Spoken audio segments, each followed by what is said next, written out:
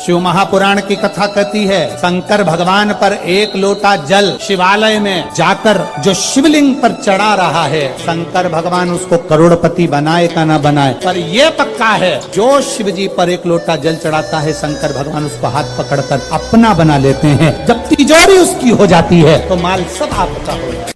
मंगलवार को अगर शिव जी के मंदिर में, शंकर के मंदिर में जाकर एक लोटा पानी चढ़ाया जाता है तो हमारे कार्य में उन्नति होती है। 9 ग्रह में से एक ग्रह है मंगल, जिसकी उत्पत्ति, जिसका जन्म शंकर भगवान के ही शरीर के पसीने से हुआ है। और इस मंगल को ठंडा करने वाला कोई दूसरा नहीं है। धधकते हुए इस लाल ग्रह को, धधकते हुए इस मंगल ग्रह को अगर कोई समाप्त करा है तो इनकी धर्म पत्नी मेघा ने, ज्वालिनी ने करा है। मंगल ग्रह की पत्नी का नाम क्या है? मेघा। किसी किसी पुराण में ज्वालिनी भी लिखा है। अपन मेघा भी समझ लो, ज्वालिनी भी समझ लो। बहुत क्रोध, बहुत क्रोध मंगल, क्योंकि इसके जन्म का जो समय है ना वो बड़ा विचित्र है। मंगल के जन्म का जो समय है वो बड़ा विचित्र। ये ग्रह मंडल में रहेगा, देवताओं के रूप में पूजा जाएगा, पर मेरे क्रोध के कारण उत्पन्न हुआ है, इसलिए इसका ग्रह थोड़ा सा क्रूर होगा। एक बात बहुत ध्यान से सुनिएगा, विवाह, शादी, संतान प्राप्ति, विवाह के बाद में विवाद या किसी नए कार्य के लिए आगे बढ़ रहे हैं और उसमें अड़चन आ रही है, तो एक बार किसी ज्योतिष आचार्य के पास जाकर पूछना, वो बता देगा या तो मंगल या शनि कुछ ना कुछ, कोई ना कोई क्रूर ग्रह तकलीफ दे रहा होगा। ज्योतिष आचार्य के पास जाएंगे, वो कहेगा। जितने भी ग्रह हैं, चाहे राहु हो, केतु हो, मंगल हो, शनि हो, बुध हो, भौम हो, सूर्य हो, ये सारे जो ग्रह हैं ये शंकर भगवान के शिवलिंग के पास में विराजमान है। शिवलिंग के पास में विराजमान। कभी मौका मिल जाए, विवाह शादी में देरी हो रही हो, या कोई नया कार्य चालू कर रहे हो उसमें देरी हो रही हो, या कोई सर्विस के लिए, नौकरी के लिए जा रहे हो और वो कार्य नहीं हो रहा हो, तो एक धतूरा, केवल एक धतूरा, उस धतूरे को फोड़कर उसके अंदर का फल निकालकर उस फल को शिवलिंग पर चढ़ाकर एक लोटा जल शंकर भगवान को समर्पित कर कर। दिन होना चाहिए मंगलवार। कौन सा दिन होना चाहिए? जम के बोलो जरा, मंगलवार का समर्पित करो। उसके बाद में आप विवाह के लिए अगर समर्पित करे हैं तो विवाह में देरी नहीं होगी।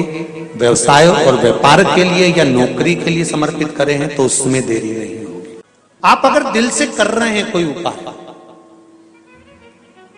आप भगवान शंकर की आराधना अगर दिल से कर रहे हैं, भगवान शिव की आराधना आप हृदय से कर रहे हैं, तो ये निश्चित है कि शिव दिल से सुनेगा जरूर। तेरा ही दिया मैंने खाया पिया है, तेरा शुक्रिया। आंकड़े की माला, महाराज, आंकड़े के पत्ते की जो माला होती है, ये माला कार्य की सिद्धि के लिए होती है। इसमें एक एक आंकड़े के पत्ते पर सीताराम लिखा जाता है। मात्र एक पत्ता ऐसा होता है जिस पत्ते पर सीताराम नहीं लिखा जाता। 108 पत्ते में से एक पत्ता, बस उस पत्ते को हथेली में रखकर उल्टा हाथ आपको रखना है और अपनी कामना कर कर उस पत्ते को बांध देना है। ये जरूरी नहीं है कि 25 के बाद बांधो, 50 के बाद बांधो या 100 के बाद बांधो, आपकी मर्जी पड़े। उस खाली पत्ते को कहीं पर भी बांध दीजिए और उस माला को अपनी कामना कर कर श्री हनुमान जी महाराज को समर्पित कर दीजिए। कौन सा दिन होना चाहिए? जम के बोलो जरा, मंगलवार का। एक दीवार ऐसी होती है जहां पर हनुमान जी का चित्र लगाया जाता है। चाहे तुम पर्वत उठाने वाला चित्र लगाओ हनुमान जी का, चाहे बैठे हुए लगाओ, चाहे रामायण पढ़ने वाला लगाओ, चाहे लंका दहन करने वाला लगाओ, चाहे राम नाम जपने वाला लगाओ, चाहे लक्ष्मण को संजीवनी देने वाला लगाओ, चाहे मौन मुद्रा में लगा दो, चाहे स्तुति में लगा दो, चाहे भजन में लगा दो, हनुमान जी का कोई भी चित्र लगता है तो ना पूरब में लगेगा, ना पश्चिम में लगेगा, ना दक्षिण में लगेगा। हनुमान जी का अगर चित्र लगता है तो उत्तर की दीवार में दक्षिण को देखते हुए लगता है, केवल एक ही स्थान से। पूर्वजों के चित्र को, पितरों के चित्र को, गए हुए हमारे जीवों के चित्र को दक्षिण में विराजमान किया जाता है, उसी तरह हनुमान को उत्तर में विराजमान कर कर दृष्टि दक्षिण में कर दी जाती है। घर में हनुमान जी के जितने फोटो होते हैं उसको केवल दक्षिण दिशा में लगा, उत्तर दिशा में लगा बिठा देते हैं, और दक्षिण की ओर उनकी दृष्टि होना चाहिए, दक्षिण की ओर उनका मुख होना चाहिए।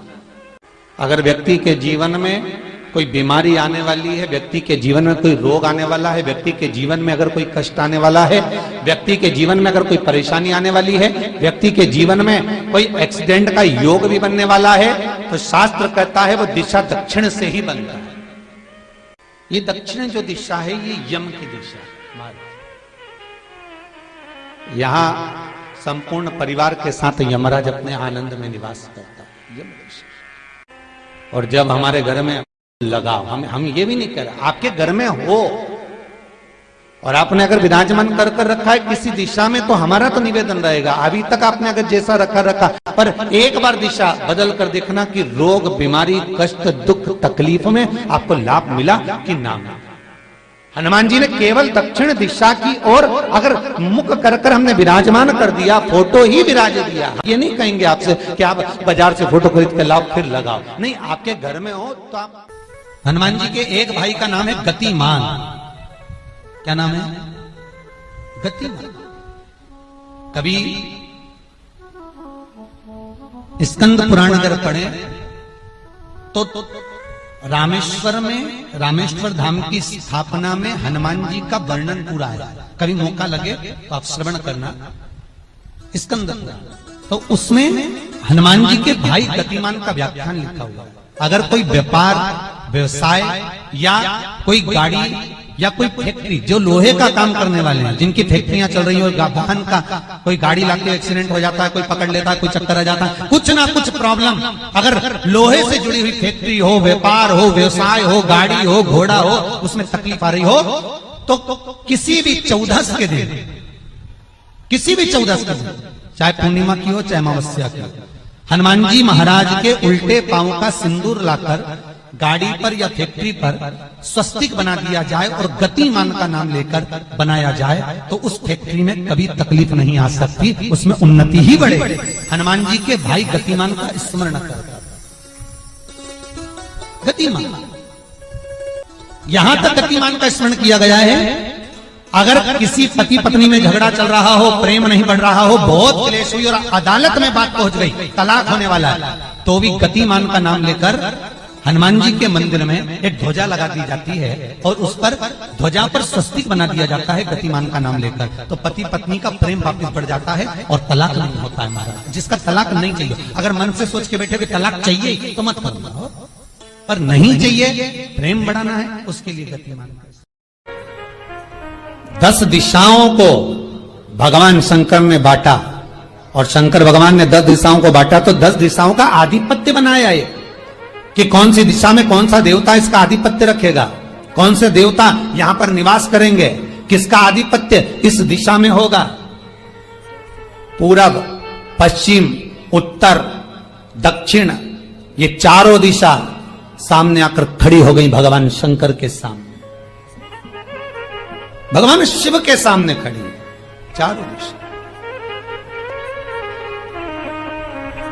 धीरे धीरे करते ईशान, वायव्य, ये भी आकर खड़ी हो गई। 10 दिशा शिव जी के सामने थी, 10 दिशा, 10 दिशा,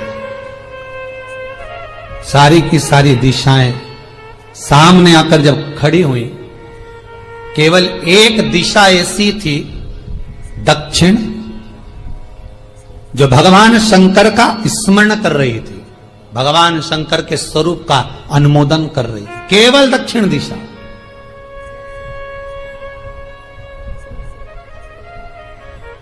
कई लोगों के मन में एक प्रश्न है, जीवन से होगा शायद, और जितने लोग टीवी पर सुन रहे हैं, मोबाइल पर सुन रहे हैं कथा को, यूट्यूब फेसबुक पर, आपके भी मन में यह प्रश्न आया होगा, कभी जिंदगी में तो आया होगा कि शंकर जी की जलाधारी उत्तर में क्यों होती है।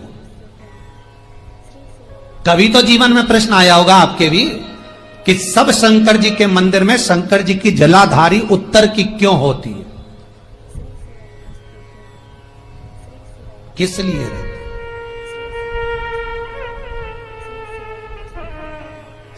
महाराज,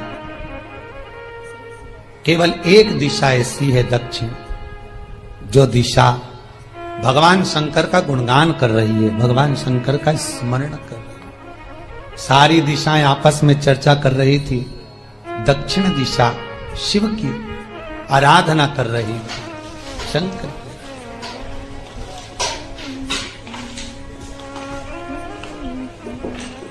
वहीं पर उत्तर जो दिशा थी वो खड़ी होकर दक्षिण दिशा की ओर हंसने लगी। सारी दिशाएं, होता है जब 10 फ्रेंड 10 सहेलियां, सरल भाषा में समझिए इसको, 10 फ्रेंड 10 सहेलियां एक जगह पर इकट्ठी हुई और एक सहेली अकेली बैठकर माला जपे, नाम जपे, या हैंडसेट मोबाइल चलाए, या फोन पर लगी रहे, या बात करे, तो जितनी जो सहेलियां होंगी ना, ठिठोली तो करेंगी ना। दक्षिण दिशा को देखकर उत्तर दिशा ठिठोलियां करने लगी, हंसने लगी। भगवान शिव की आराधना में दक्षिण लगी हुई थी।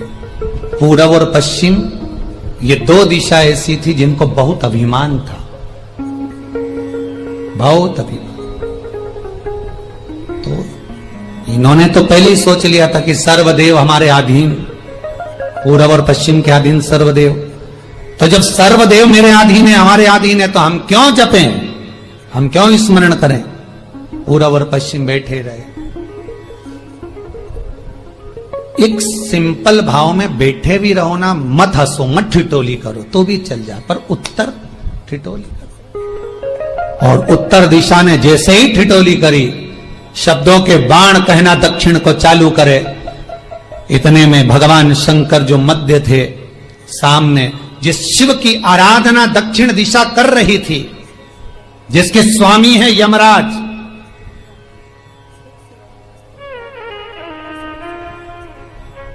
जब वो करी, दक्षिण दिशा ने एक बार हाथ जोड़कर कहा, उत्तरा शांत रहिए, अगर मैं शिव आराधना कर रही हूं तो क्या दिक्कत है। उत्तर ने फिर कोई शब्द कहा। इतने में जिस शंकर की आराधना दक्षिण दिशा कर रही थी, शिव को क्रोध आ गया, और किसी की तप साधना में, भजन में, कीर्तन में अगर आप अड़चन उत्पन्न करते हो, तो जो जब तप कर रहा है उसको कष्ट नहीं होगा, जिसका भजन कर रहा जा रहा है, जिसका नाम जपा जा रहा है, कष्ट उसको होगा। दक्षिण ने तो केवल एक बार मना कर दिया कि मत बोल, मत कर, पर उत्तर नहीं मानी। तब दक्षिण उसी समय पर मौन हो गई, आराधना में डूब गई। शंकर भगवान जैसे ही एक लिंग रूप में प्रकट हुए, भगवान का तेजपुंज इतना प्रबल था कि सामने उत्तर दिशा घातित होने लगी, चलने लगी। क्षमा मांगी उसने दक्षिण दिशा से, कृपा करो। तब दक्षिण ने जल का पात्र लेकर शंकर के शिवलिंग पर चढ़ाया, वो जल उत्तर की ओर गया। तब उत्तरा की ज्वलन ताप समाप्त हुआ। माता दक्षिण दिशा ने वर मांग लिया शंकर जी से, भोलेनाथ आपने मेरी आज कामना पूर्ण करी, मेरी सखी को बचा दिया, कृपा करिए। शंकर भगवान ने कहा, सुनो दक्षिण दिशा, तुम्हारा पति यमराज तुम्हारे साथ में रहता है, तुम दक्षिण दिशा की मालकिन हो और यमराज तुम्हारे स्वामी है। पूरब, पश्चिम, उत्तर, ये 3 दिशा में जो शंकर की आराधना करेगा, शंकर कभी उसकी कामना पूर्ण नहीं करेगा। जो दक्षिण दिशा में बैठकर शिव का जलाधारी उत्तर की हो और दक्षिण दिशा में बैठकर यदि एक लोटा पानी भी चढ़ा देगा, शंकर उसकी कामना पूर्ण कर देगा। अब दिक्कत यहाँ अड़ी पड़ी एक है कि शंकर जी के मंदिर में भी पंडित जी पूजन कराने बैठते तो पूरब का मुंह करो, पश्चिम का मुंह करो, पर दक्षिण में नहीं करने, दक्षिण में बैठने नहीं दे।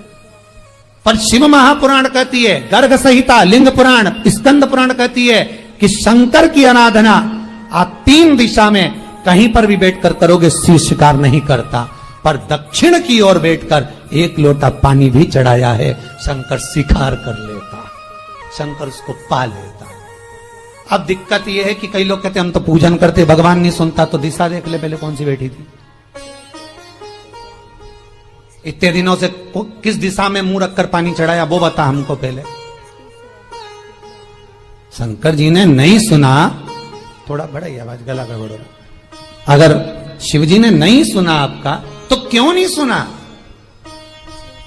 कारण क्या है वो तो जानो पहले कि क्या कारण है। पानी चढ़ा रहे हो, मंदिर में बहुत भीड़ है, इधर खड़ी हो गई, उधर खड़ी हो गई, इधर खड़े हो गए, इधर खड़े हो गए, तो जो शास्त्र में दिशा कही गई है, शास्त्र में जो वर्णन किया गया है कि उत्तर की ओर भगवान का अगर जल जा रहा है तो दक्षिण की ओर बैठकर एक लोटा पानी भी चढ़ाया है, शंकर उसे स्वीकार कर लिया।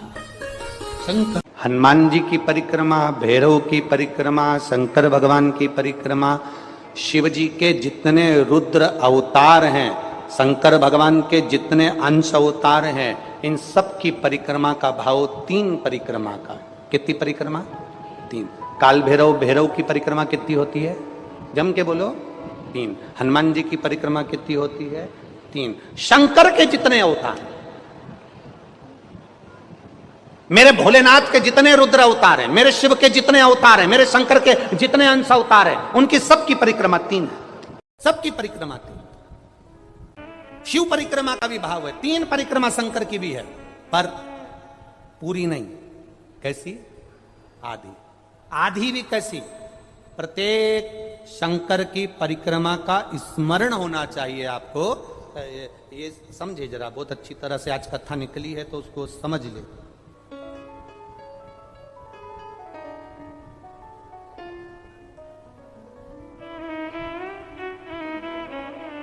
जैसे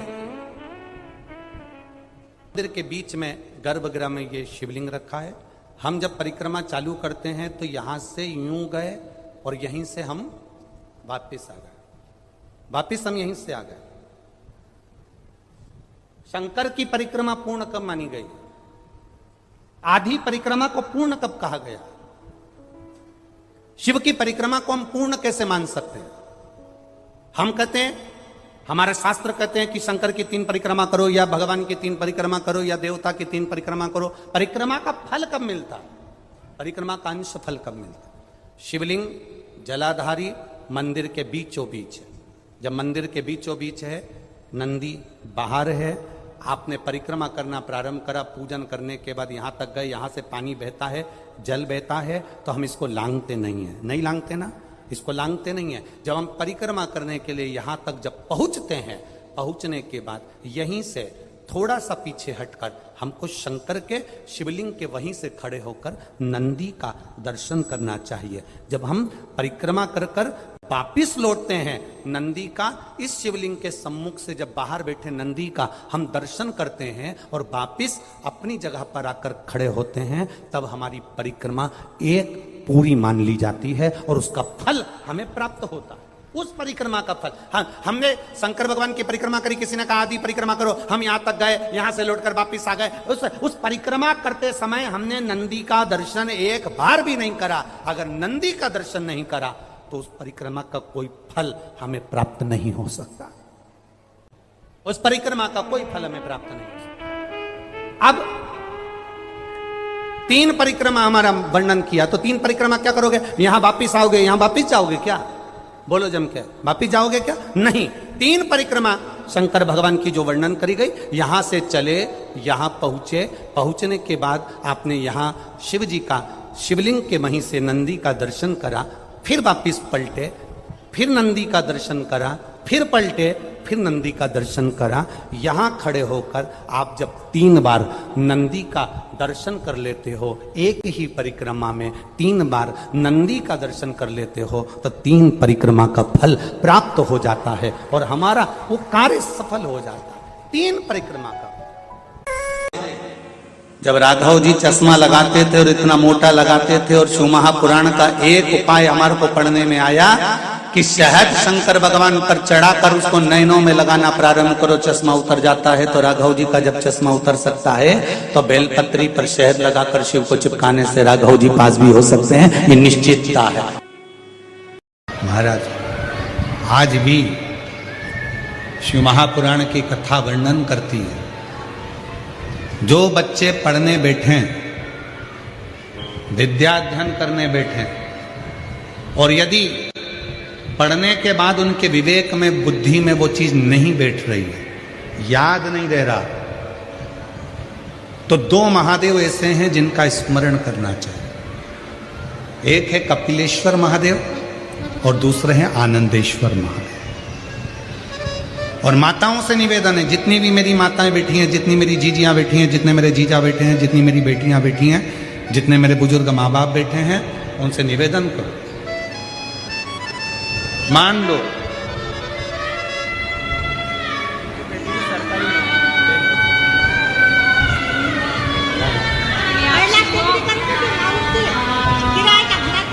हो, अब हो गया खुद का बन गया,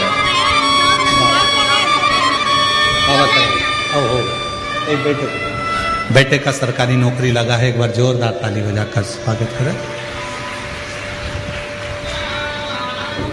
स्मरण रहे,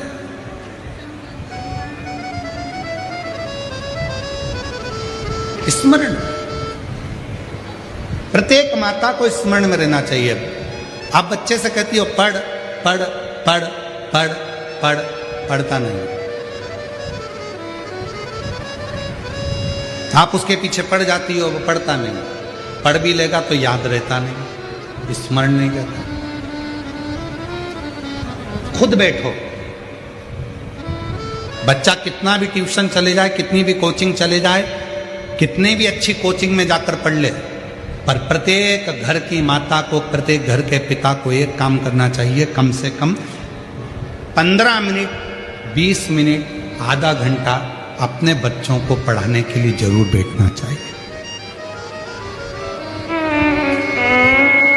कई माताएं कहती हैं गुरुजी हमने ट्यूशन लगा दी, कोचिंग लगा दी, भले लगा दो, अपना बेटा है, तुम्हें नहीं आता ज्यादा पढ़ाना, फिर भी उसके पास बैठो, वो कॉपी लेकर बैठेगा, पढ़ेगा। जितनी देर बैठ सकते हो उसके पास बैठो थोड़ा।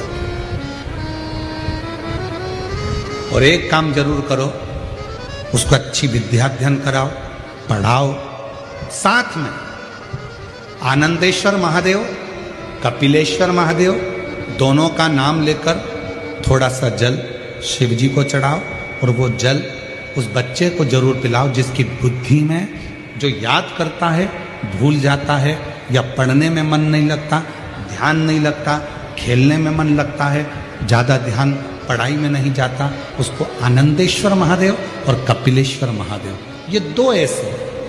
आनंदेश्वर महादेव, आनंद वो बालक जो जन्म लेते से ही अपनी माता को ज्ञान देते हैं, और कपिलेश्वर महादेव, कपिल मुनि, वो जो जन्म लेते से ही अपनी माता देवहूति को ज्ञान देते हैं।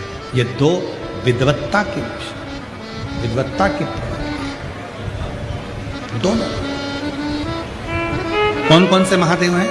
पहले जम के बोलो, आनंदेश्वर महादेव, दूसरे कपिलेश्वर, आनंदेश्वर और कपिलेश्वर। ये बच्चे भी चाह सकते, अपनी पढ़ाई नहीं, लो इसको नाम प्रणाम करो। इसका आप ही रख दो कुछ नाम। अब 4 साल के हो तो नाम तो रखना, 1.5 साल के नाम रखो। शंभु, प्रणाम कर, प्रणाम कर, नमन कर, शंभु। 4 साल के बाद हुई है, एक बार जोरदार ताली बजाओ। शंभु। बेटे का सरकारी जॉब लगा है, बहुत बहुत साधुवाद, बहुत बधाई। आनंद है बाबा। खुशी हो मनाओ, अब तो लग गया जॉब है, अब एक बेटे को देना है। आपकी कृपा से बस आपकी तो लक्ष्मी ना हाँ, हाँ। एक बेटे के लिए जाओ। बेटा केरला में है। शिव कथा कह रही है। दो महादेव ऐसे हैं, एक आनंदेश्वर, एक कपिलेश्वर, जो बुद्धि प्रखर कर, बुद्धि प्रबल कर।